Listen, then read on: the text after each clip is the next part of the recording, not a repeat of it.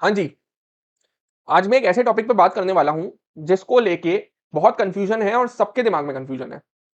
आज 3 नवंबर 2025 सुबह 11 बजे रिजल्ट आया है। रिजल्ट इंटर लेवल की यदि मैं बात करूँ तो थोड़ा-सा एडवर्स रहा है। ग्रुप 1 वाले बच्चों के लिए थोड़ा ज़्यादा ही टफ हो गया। लॉ का पेपर ऑलरेडी टफ था, जैसे-तैसे टैक्स अच्छे से दिया ही था और टैक्स में खतरनाक चेकिंग करी है। अब हम एक डिसीजन पे खड़े हैं कि शायद जनवरी 26 आज से 2 महीने बाद है, सिंगल ग्रुप देना है या बोथ ग्रुप देना है। इसका फटाफट एनालिसिस करते हैं और आज ये डिसाइड करते हैं और आज के बाद इस डिसीजन को नहीं बदलेंगे। आज जो डिसाइड कर लिया उस डिसीजन पे स्टिक होंगे और 2 महीने वही इंप्लीमेंट करेंगे।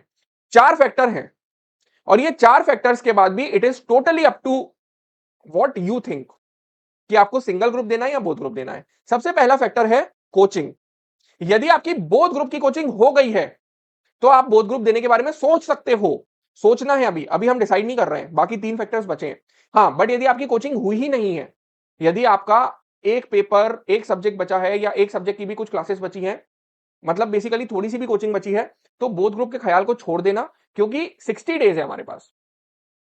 और यदि हम फेल हुए हैं तो हमें कहीं ना कहीं इंप्रूवमेंट करना है, तो हम एक्सेप्ट करेंगे और इंप्रूव करेंगे। ठीक है, तो यदि कोचिंग हो गई है तो आप सोच सकते हो, यदि कोचिंग बची है तो अब रिस्क नहीं लेते हैं, अब एक ही ग्रुप पे चलते हैं। सेकंड एनालिसिस है, अपनी सितंबर 25 की मार्कशीट उठाओ और उसका एनालिसिस करो। सेकंड फैक्टर है कि सितंबर 25 की मार्कशीट का एनालिसिस करो।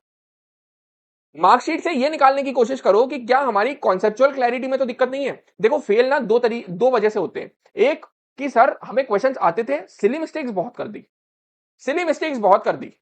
क्वेश्चन सब आते थे, कॉन्सेप्ट सारे पता था। सिली मिस्टेक्स का सॉल्यूशन है मॉक टेस्ट देना। फेल होने का जो दूसरा कारण है वो ये है कि हमें कॉन्सेप्ट में ही दिक्कत है। हमें मेन इशू है कॉन्सेप्ट में, हमें कॉन्सेप्ट ही नहीं समझ आते कुछ कुछ। यदि कॉन्सेप्चुअल क्लैरिटी में दिक्कत है ना, तो बोथ ग्रुप देने के बारे में छोड़ दो। ये 2 महीने को यूटिलाइज करो अपने कॉन्सेप्ट्स को ठीक करने में। बैच लो, यूट्यूब की हेल्प करो, सेल्फ स्टडी करो, कुछ भी करो, अपने कॉन्सेप्ट्स पे ध्यान दो, क्योंकि बिना कॉन्सेप्ट को ठीक करे एग्जाम पास नहीं की जा सकती। अब यदि आपको मार्कशीट में किसी सब्जेक्ट पे 30 मार्क्स 32 मार्क्स से कम मिले हैं, मतलब आपके कॉन्सेप्ट वीक है, आपको कॉन्सेप्ट पे ध्यान देने की जरूरत है। हाँ, यदि आप बिल्कुल बॉर्डर एरिया पे फेल हुए हो, बिल्कुल 145 पे या इंडिविजुअल 36 37 पे, तो उस केस में आप बोथ ग्रुप के लिए जा सकते हो, depending upon other 2 factors as well. Third factor है करंट लेवल प्रिपरेशन, मतलब एज ऑन 3 नवंबर, आज की रात तक आपकी प्रिपरेशन कैसी है करेंटली। आपने फर्स्ट ग्रुप दिया था, आपका नहीं निकला, क्या आपकी सेकंड ग्रुप की कोचिंग हो गई? हाँ, हो गई। क्या आपने सेकंड ग्रुप की पढ़ाई चालू करी? हाँ सर, चालू करी और बहुत अच्छी लिंक सेट है और फर्स्ट ग्रुप हम मैनेज कर लेंगे, हमें ऐसा लग रहा है।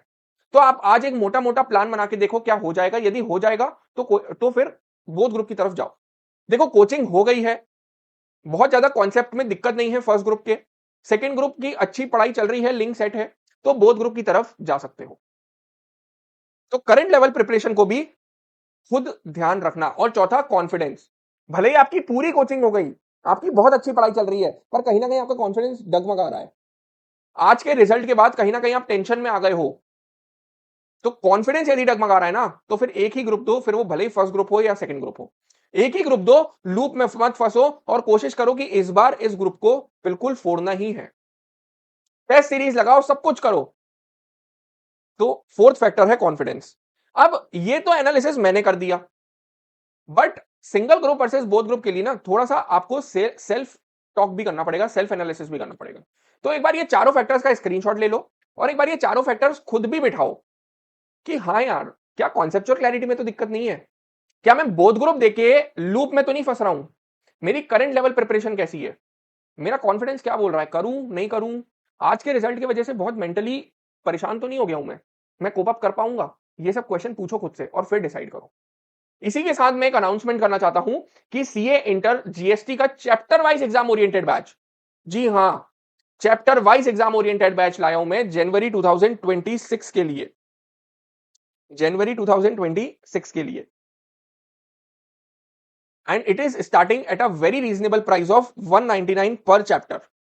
फॉर एग्जाम्पल, आप लोगों का प्लेस ऑफ सप्लाई वीक है, तो आप सिर्फ प्लेस ऑफ सप्लाई को सब्सक्राइब कर सकते हैं एट ₹199 पर चैप्टर के हिसाब से, पर टॉपिक के हिसाब से। और उसके अंदर मैंने सिर्फ कॉन्सेप्ट डिस्कस नहीं किए, मैंने क्वेश्चंस भी डिस्कस किए हैं, मैंने क्वेश्चनर से क्वेश्चंस डिस्कस किए हैं। साथ में आपको मिलेंगे मेरे हैंड रिटन कॉन्सेप्ट नोट्स और साथ में उस पर्टिकुलर चैप्टर का question bank. Question bank exhaustive है, study material, RTP, MTP, previous year, सब कुछ उसमें इंक्लूडेड है। तो यदि आप चाहें, यदि आपने मेरा कोई वीडियो देखा हो, आपको अच्छा लगा हो, तो आप बेफिक्र सब्सक्राइब कर सकते हैं। और मैंने अपनी पूरी जान झोंकी है, बहुत अच्छे से कोशिश करी है कि आपको हर चीज के पीछे का लॉजिक भी दे पाऊं। तो भले ही मैं इसको एग्जाम ओरिएंटेड बोल रहा हूं, but it is none less than regular. तो यदि आपको अपने कॉन्सेप्ट सुधारने हैं, तो आपके पास एक बहुत अच्छा मौका है, जहां आपको पूरा बैच भी सब्सक्राइब किए बिना पर्टिकुलरली उस पर्टिकुलर चैप्टर का सब्सक्रिप्शन मिल जाएगा, रेगुलर बैच का, at a very reasonable price.